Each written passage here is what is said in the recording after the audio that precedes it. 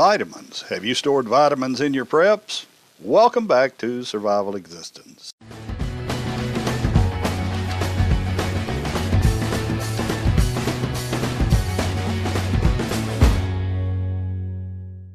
Storing multivitamins in your preps is often overlooked.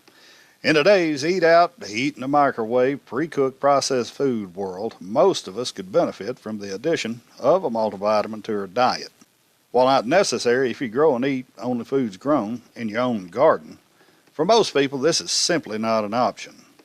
Processed food is notorious for being all but void of many of the beneficial vitamins and nutrients, void to the point that it often must be fortified with additional nutrients for it to be beneficial as a food source. Add to this the lack of nutrients in your diet to a disaster, a time when you'll be psychologically and physically stressed to the limit, in addition to the heavy labor required just simply to survive. You'll have a recipe for sickness. During a disaster, you'll need all the energy you can muster. You should store a good quality multivitamin in your preps, and plenty of them. You'll need the extra nourishment it'll provide.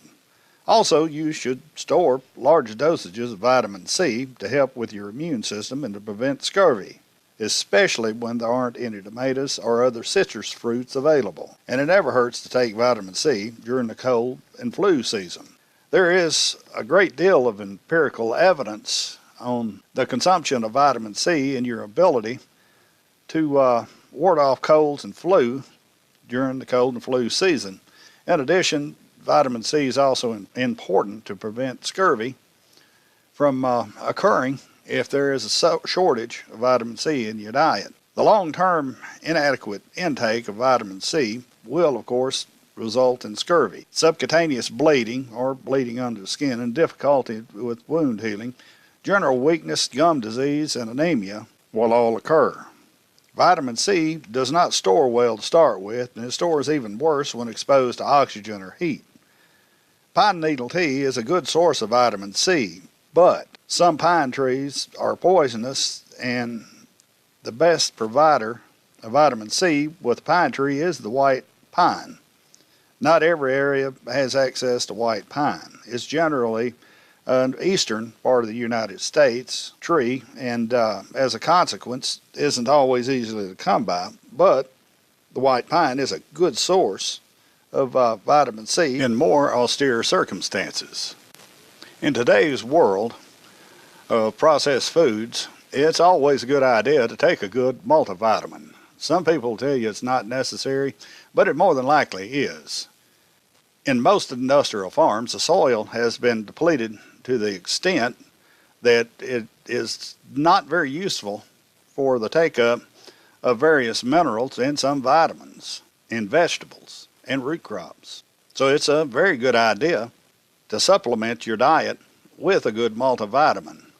And like I was saying, during the cold and flu season, I've spoke to many doctors and nurses over the years.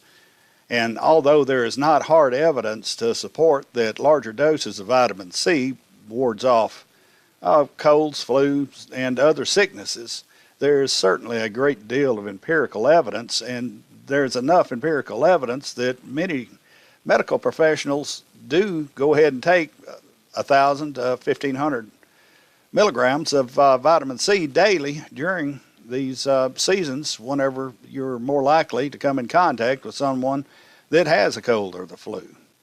This has been Bobby with Survival Existence, helping you help yourself.